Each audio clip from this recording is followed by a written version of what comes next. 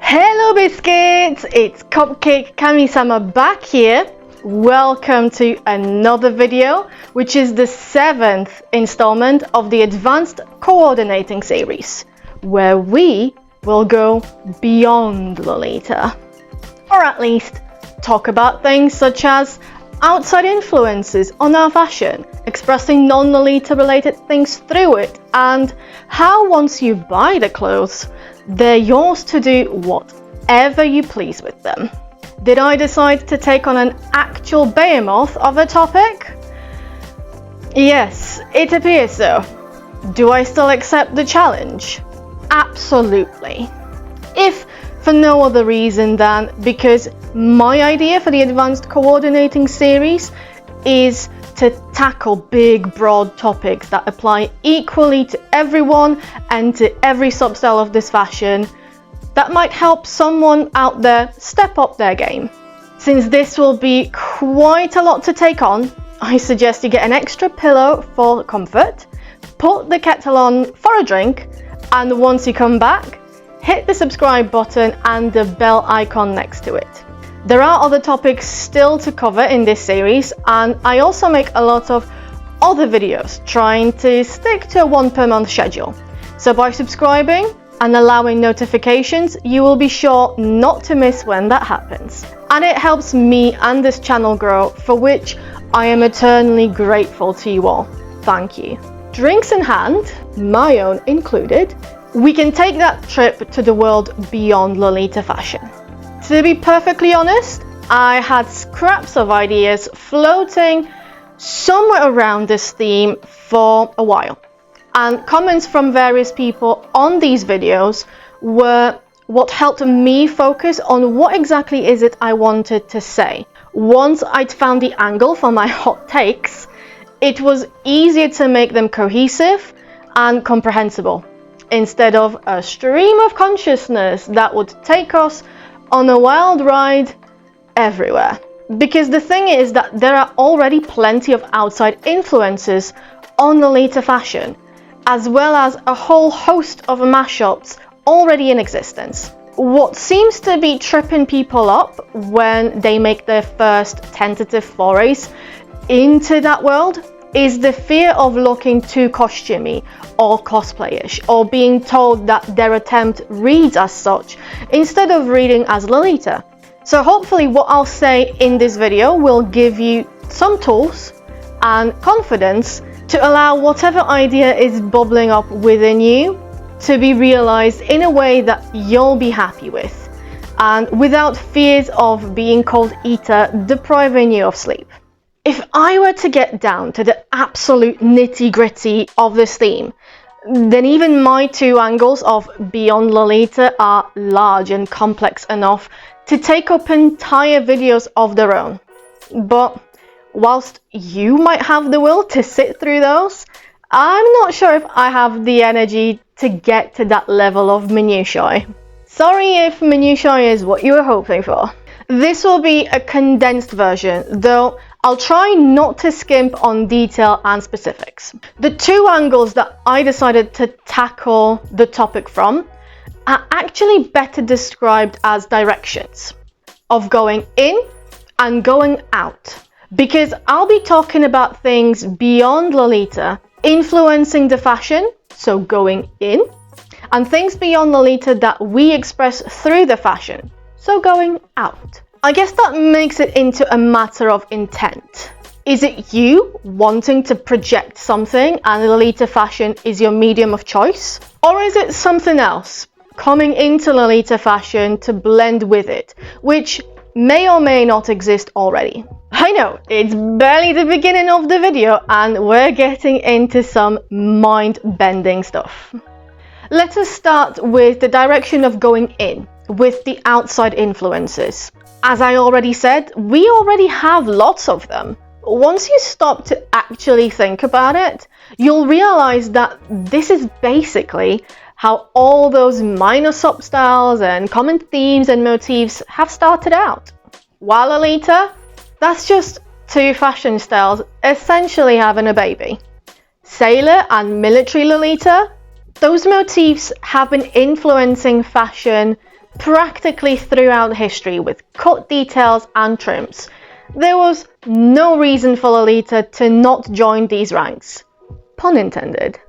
Despite how only a few people nowadays seem to understand its origins, Hime Lolita is actually a result of the extravagance and OTT-ness of Hime Gyaru, especially the hair, makeup and accessories, finding a way to marry with the Lolita silhouette. The list can go on. Of course, Lolita fashion is more than just the silhouette, but as a community we do agree that it is this style's most important pillar. And silhouette is a really fun baseline to have because it's like line art that you can colour however you please. Again, to make the whole outfit Lolita, you need a lot more than just that. Attention to detail and depth spring to mind, but you get my drift. Whenever you bring something from the outside into Lolita fashion, you have to make some decisions and make some compromises. You need a solid understanding of both things you're trying to blend, the Lolita and the non-Lolita ones, so that you can balance them and avoid having so much of one that the other pretty much disappears. A good starting point would be to identify the most important aspects of that other thing. What makes it that and not something else? Not unlike identifying what is the most important part of Lolita fashion, such as its shape. Then you can look for the overlaps and elements those two things might have in common. That hypothetical Venn diagram is your outline.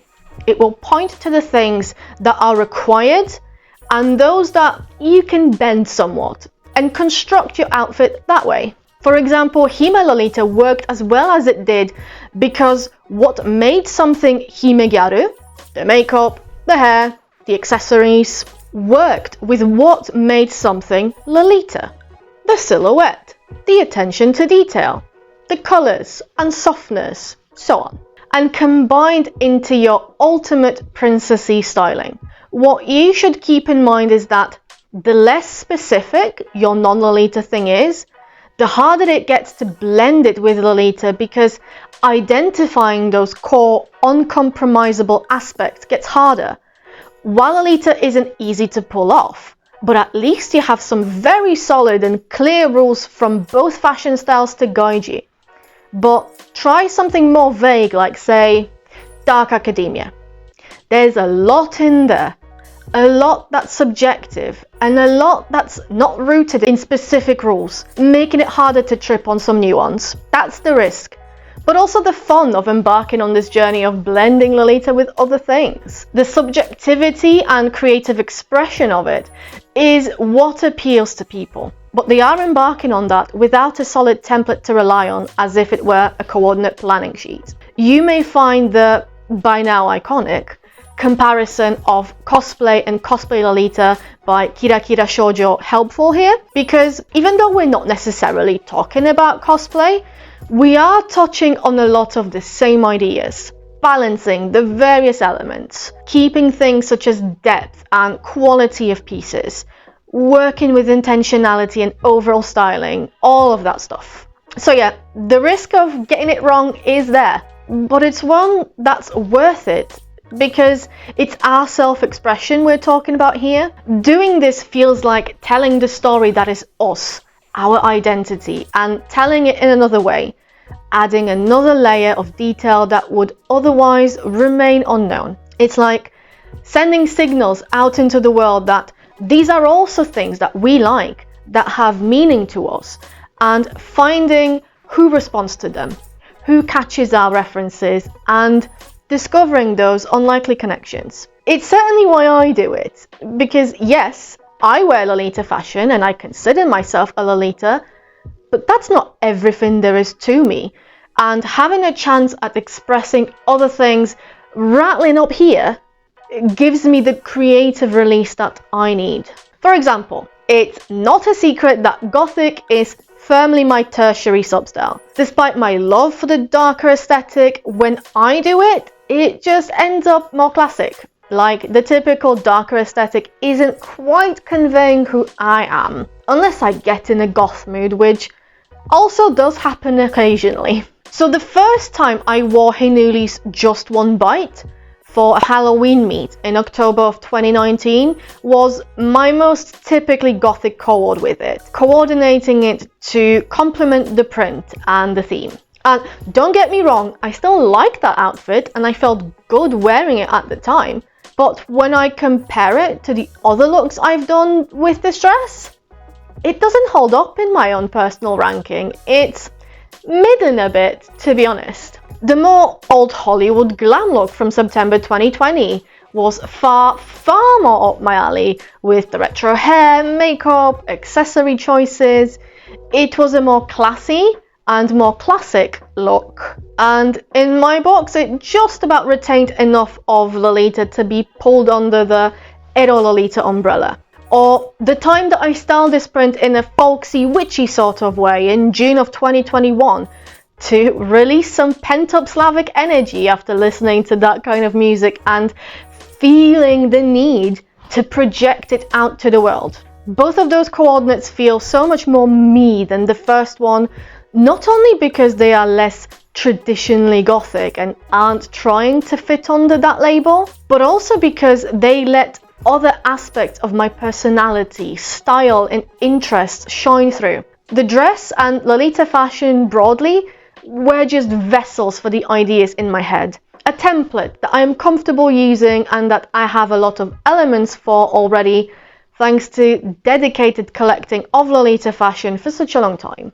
Then we switch directions and go the opposite way, going beyond Lolita to project things out there. It may feel like the examples that I've just used were of that, but this point of view goes deeper than that. The previous examples were quite straightforward and identifiable blends. Lolita and retro fashion, Lolita and Slavic folklore fashion, etc. This direction of going out is much broader and boils down to embodying the message that Lolitas like to use as their fashion's explanation, that these are just clothes. Yes, that they are. Just clothes. Let that sink in. The emotional value that you place on Lolita fashion is what makes it seem like it's different to your jeans or tops or whatever you might wear. But both of those are just clothes that we use to cover ourselves up with and which can be used to express how we feel. You know the cliche of wearing an oversized hoodie when you're hurt or sad? How's that any different to wearing a frilly dress because your feelings align with that look? Once you at least deconstruct the idea that Lolita being more special than that top you'd wear every day if you could is something you made up, that's when you open the doors to going beyond Lolita with what you express using those clothes. Sometimes that will involve using those garments in ways that their designers hadn't predicted. Sometimes that may turn out to be something that, in its final form, no longer fits under the Lolita fashion umbrella. And that's totally cool. In fact, in my experience, the longer and more regularly a person wears Lolita, the less concerned they are with labeling everything that they wear, because feeling good in the outfit or expressing something through it becomes more important to them. My initial notes for the Beyond Lolita topic mostly focused on the going in points I made earlier. And to be completely honest, that was the reason why the idea stayed as a note for so long. It took a comment from one of you to make me flip the coin and look at the topic from this angle too. Specifically Viv Chibilov's comment, who asked for some tips on wearing Lolita pieces in different ways, like the spectrum from the most normie you can make a Lolita piece to a casual but definitely alternative outfit to undoubtedly very much Lolita. How to use Lolita pieces and inspiration in your everyday style, and how to use stuff from your normal wardrobe in Lolita. Thank you again for your comment, Viv Chibilov. Your words really did help clarify this episode into what you're all seeing now. Yet, if you were hoping for a straightforward black and white answer to your request for suggestions, I feel like you may have asked the wrong person, because how a person chooses to wear their clothes, whether they are Lolita or not, is just as subjective as what sort of influences they might want to blend with it. The only straightforward and short answer that I can offer, and feel like it's an honest one, is that you are the main character of your life. You're the one who decides what you wear and how. The advanced coordinating videos are intended for people who already have their basics of Lolita fashion down, meaning that you know what makes something Lolita and what stops it from being Lolita. And you can use that knowledge to style what you have in more typically Lolita ways and less typically Lolita ways. Want my honest advice? Put the outfit together in whatever way you feel like in the moment. Visualize that concept that's in your head, or focus on the feeling that's trying to burst out of you. Pick the garments that match that idea. Go where that concept or that feeling is guiding you, and then wear it. You can worry about putting a label on it afterwards if you really want to. A template is great comfort when you're new to the fashion and want to be sure that you get it right. Going beyond Lolita, especially in the context of wearing your frills in non-Lolita ways, is more about letting go of that template and trusting yourself more than anything else. Like I keep saying, experimenting is how we grow.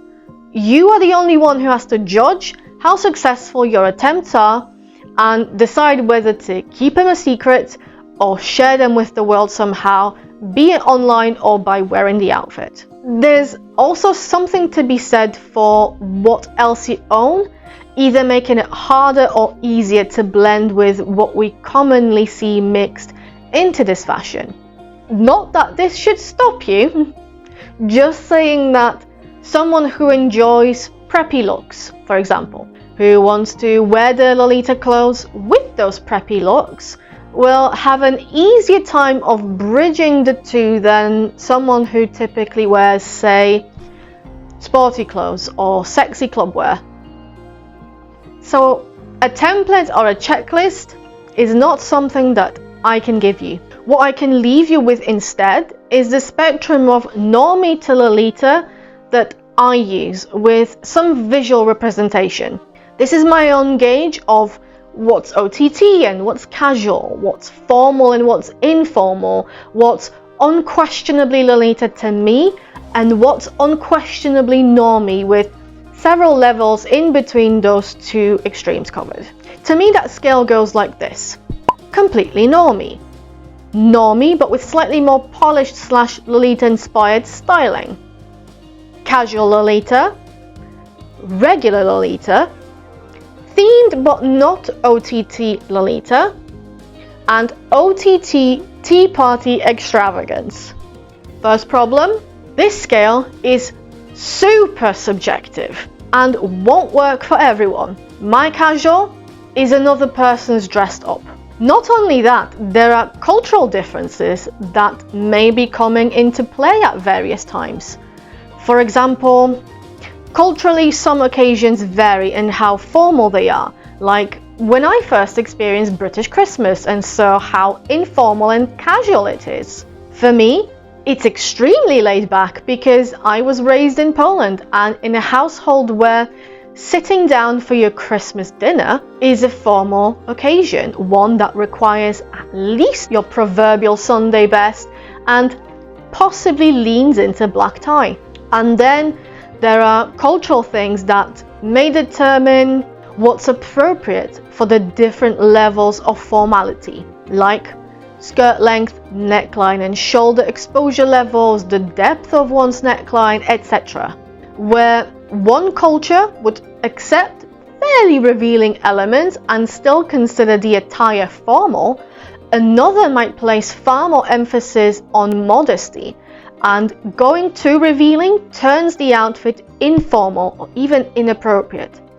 That is all stuff that comes into play before we even get to the part that regularly wearing Lolita has desensitized me to what's considered casual and formal, or to how extended isolation due to the pandemic will have impacted both our individual and our societal perceptions of what's acceptable in different circumstances.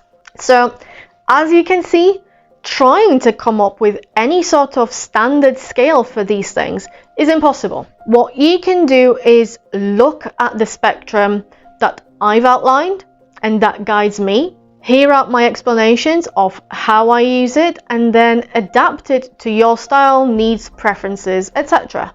For example, what my outline labels as regular Lolita roughly means a by-the-book look within this fashion. A cord that ticks all the boxes without either going overboard or by being too understated.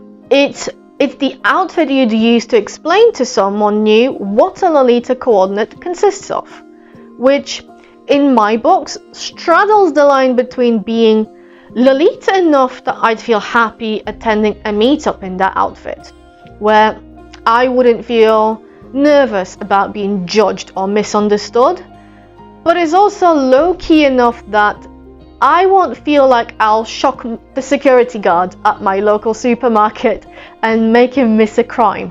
Yeah, he'd give me a look, but he's also working at my local supermarket. He's seen wilder stuff than this. For someone else, that textbook Lolita or regular Lolita could be their daily look. For someone else, it will be their casual attire to lounge in. And for yet another person, it will be their version of dressing up for a more special occasion. See what I mean about this scale being extremely subjective? Even though we all understand what sort of look a textbook Lolita coordinate is, where it sits on the formality and fanciness scale varies between individuals. So, to supplement the spectrum that I've talked about, here are some chords to visualize what each of those labels means for myself. In my head, JSKs are the more typically Lolita garment, as it's not something we see a lot of in Western fashions, that sort of strapless dress layered over a blouse look. To me, skirts and OPs are far easier to wear in non-Lolita ways, though everyone's different. And because each of these pieces, a JSK, an OP, and a skirt, sits slightly differently and has different inherent levels of fanciness and formality, I will show you example coordinates with each of these main piece types. So that's 18 coordinates in total.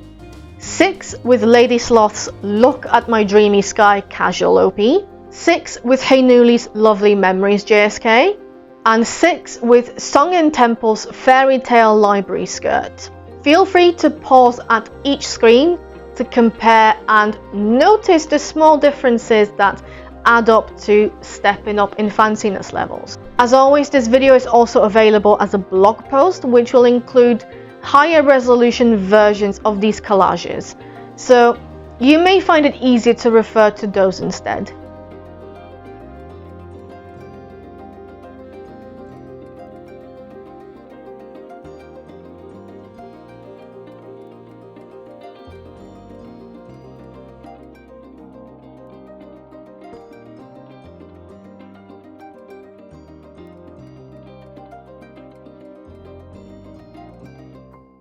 Usually, this would be the point where I suggest you a Lolita to look at for inspiration.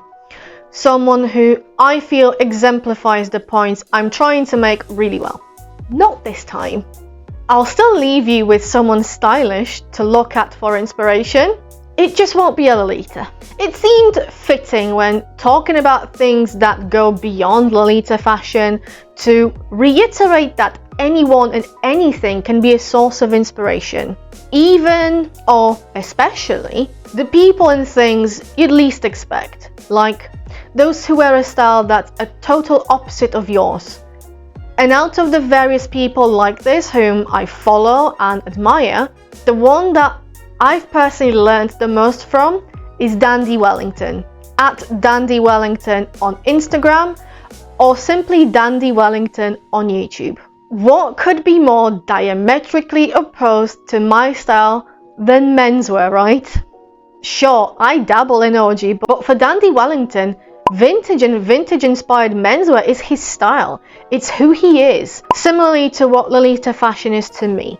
Yet, there's not a shadow of a doubt that this man has heaps of style, his own perspective on fashion that he expresses through his outfits. Seeing how he pairs things, what he matches and what he mixes, which items are complementary and which ones are contrasting, admiring the deliberate choice of cuts and accessories.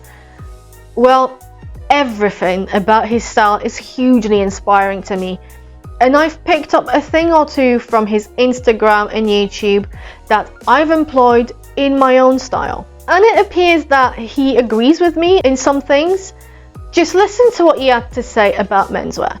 Because the silhouettes largely haven't changed in decades, it's all about the details. It's all about how you put together different combinations of color and pattern and lapel width and some of the jewelry. All these things are really, really important in menswear. Sound familiar? Ah, yes. Lolita fashion also has a set silhouette that hasn't really changed over the years.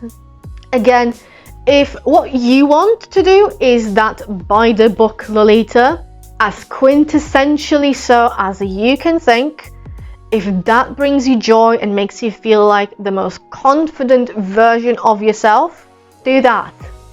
Do what makes you happy and look to other Lolitas who do that, to magazine scans and brand fashion shows and photo shoots as your source of inspiration. Absolutely nothing wrong with that, and there is a lot that every Lolita could learn about Lolita fashion from those sources. But if what you want is to use Lolita fashion as a base on which you will build and express yourself more, a starting point to take it into new territories, then you will also likely agree with Dandy Wellington and myself that you can learn different tricks and pick up all sorts of ideas from different people who don't necessarily do the same thing as you. And if you're looking for one such source of inspiration, I cannot recommend Dandy Wellington's YouTube and Instagram highly enough. By means of a summary, let me once again say that this whole topic of Beyond Lolita is broad, and I've covered it broadly, focusing on discussing it at large and without splitting that discussion into detailed or specific threads. And whilst that is mind-bending to do, the good thing is that if you want to take your chords beyond just Lolita fashion as part of your own growth and experimentation within this style, you can be as specific or as broad as you wish. You can explore every possible avenue or stick to just one and master that. This is up to you. And it's also a great way to potentially put to the test all the other skills and elements related to advanced coordinating that I've talked about previously. Since just like intentionality, taking Lolita clothing in different directions and keeping the overall outfit Lolita relies on utilizing all of those and knowing what to prioritize and when.